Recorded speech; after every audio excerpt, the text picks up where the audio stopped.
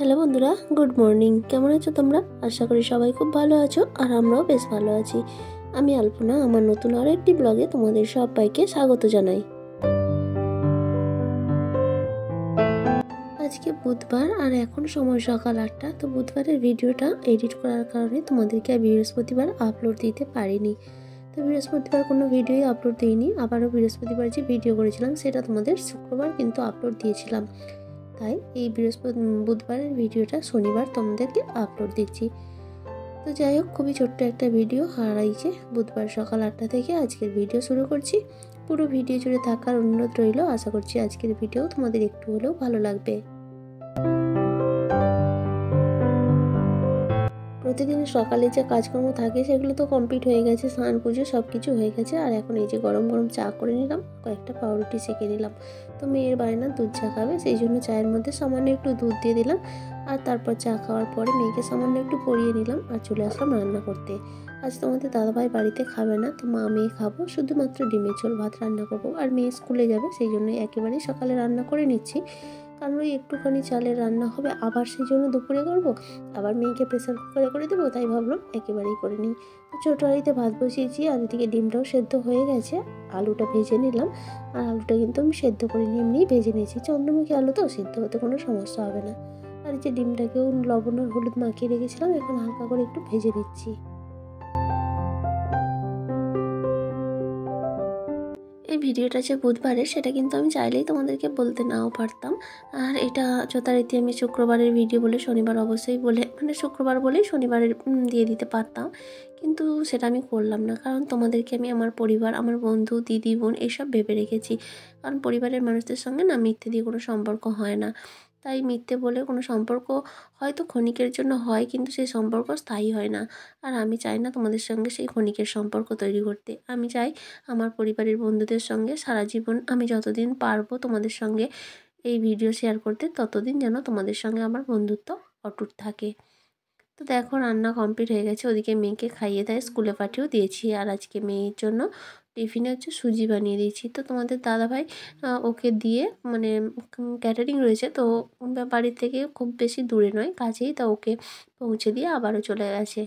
তো আমার রান্নাবান্না কমপ্লিট, এখন ওই বাসনপত্রগুলো একটু মেজে নিতে হবে।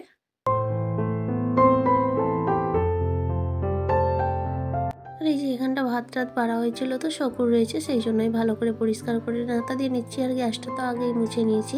আসলে আমরা বাঙালি তো, আর একটু এইসব জিনিসগুলো এখনও গ্রামগঞ্জে মানা হয়। তো শহরে মানে কি না বলতে পারছি না, তবে গ্রামগঞ্জে মানা হয়। আর এখন দেখো অনেকটা সময় পরে এখন জলও চলে এসছে। তো এখন বাসনগুলো মেজে ধুয়ে নেব। স্নান তো সকালেই করে নিয়েছি। আর ওয়েদারটা বেশ ঠান্ডা ঠান্ডা, কারণ রোদ তো বেরোয়নি, তাই সোয়েটার পরেই কাজ করছি।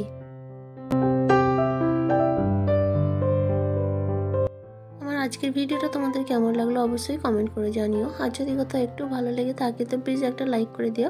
আর চাইলে তোমরা ভিডিওগুলো শেয়ারও করতে পারো। আর আজকের ভিডিওতে যদি কোনো বন্ধু নতুন থেকে থাকো, তুমি চাইলে চ্যানেলটা সাবস্ক্রাইবও করতে পারো। আর যারা অলরেডি এই কাজটা করে দিয়েছো তাদেরকে অসংখ্য ধন্যবাদ। আর এই তো তোমাদের সঙ্গে কথা বলতে বলতে আমার কাজ কিন্তু অনেকটাই এগিয়ে গেল। আর কি বলো তো, কার সঙ্গে যদি গল্প করা যায় না, তো গল্প করতে করতে কাজ করলে না মনে হয় না কোথায় দিয়ে কাজ শেষ হয়ে যায়। তো হয়তো তোমাদের সামনাসামনি কথা বলতে পারি না, কিন্তু আমি যে গল্পগুলো করছি, আমার মনে জানে যে এই গল্পগুলো আমার অনেক বন্ধুদের কাছে পৌঁছাচ্ছে, তারা এই গল্পটা শুনছে এবং তার জন্য সুন্দর সুন্দর কমেন্ট করছে। এটাই মনে হয় তোমাদের সঙ্গে আমার যোগাযোগ রয়েছে। তো যাই হোক, এদিকে দেখো বাসনগুলো ধোয়া হয়ে গেল। আর আজকে একজন দিদিভাইয়ের নাম নেওয়ার আছে। তো দিদিভাই পূর্ব বর্ধমানে বাড়ি, আর দিদিভাইয়ের নাম হচ্ছে পারু খাতুন। তো দিদিভাই বলেছে আমার মুখে নামটা শুনলে তার ভালো লাগবে। তো সত্যি বন্ধুরা, যে তোমরাও আমার মুখে বা আমার চ্যানেলে তোমাদের নাম নিতে এতটা পছন্দ করো, আর সত্যি কথা বলতে কি তোমাদের নাম নিতে আমারও বেশ ভালো লাগে। আর তারপরে দেখো একেবারে চলে আসলাম বিকেলে। বাসনগুলো যে ধুয়ে রেখেছিলাম জল ঝরে গেছে, এখন জায়গার জিনিস জায়গায় গুছিয়ে রেখেছি। ইতিমধ্যে মেয়ে স্কুল থেকে চলে এসেছে, তোমাদের দাদাভাইও ক্যাটারিং থেকে চলে এসেছে। আর ওখানে ছিল অন্নপ্রাশন, মহাপ্রভু ঠাকুর এসেছিলো, তাই প্রসাদ হিসাবে এখানে বিচে কলা হয়, তো সেই বিচে কলা এনেছিল। তো আরও কিছু রান্না হয়, মানে সবটাই নিরামিষ, বিচে কলা, তারপর বিভিন্ন রকম সবজি দিয়ে চচ্চড়ি, পায়েস, তো সেই সব কিছু না নিয়ে শুধু বিচে কলা এনেছে। আর এখন দেখো আমি আর তোমাদের দাদাভাই যাচ্ছি একটু জমির দিকে সবজি তুলতে। আর এই সর্ষে ফুলগুলো দেখতে দেখো কি বিশাল লাগছে। তো এই যে চলে এসেছি জমিতে, আর আজকেই প্রথম ওলকপি তুলবো। আগের ভিডিওতে বলেছিলাম না যে জমি থেকে ওলকপি তুলে আনা হয়েছিল, তো এটাই হচ্ছে প্রথম তোলা। তো আগে একটা তুলে নিয়েছে, আরও একটা তুলেছে, মোটামুটি কয়েকটাই তোলার মতো হয়ে গেছে। আর কি বলতো, একেবারে বুড়ো করে ভালো লাগে না, একটু নরম নরম থাকবে, খেতে বেশ ভালো লাগে। তবে এগুলো সাইজ বড় হলেও কী হবে, একেবারেই নরম রয়েছে। আর তার সঙ্গে বললাম তাহলে কটা পেঁয়াজ করলেও তুলে নাও, তো সেটাই তুলে নিচ্ছে।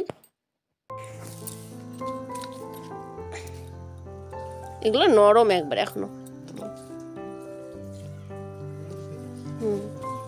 হ্যাঁ,